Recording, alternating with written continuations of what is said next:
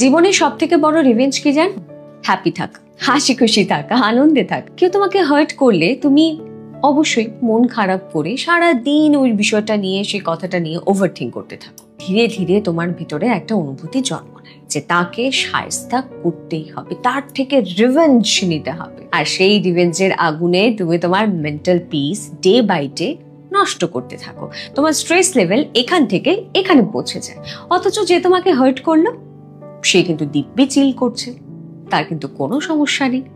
আর তুমি তার থেকে কিভাবে রিভেঞ্জ নেওয়া যায় এটা ভাবতে ভাবতে নিজের সমস্ত আনন্দ বিসর্জন করছো। কেন বস? কারোর কথায় বা আচরণে নিজেকে এতটা কষ্ট দেওয়ার কি সত্যি প্রয়োজনীয়তা রয়েছে? যদি সত্যি সত্যি তার থেকে রিভেঞ্জ নিতে হয়, তাহলে তাকে এটা রিয়েলাইজ করাতে হবে যে তার কোনো আচরণে তুমি প্রভাবিত হওনি, তুমি দিব্যি তোমার জীবনে ভালোই আছো। আর বিশ্বাস করো, ঠিক এই বিষয়টাই তাকে কনফিউজড করবে।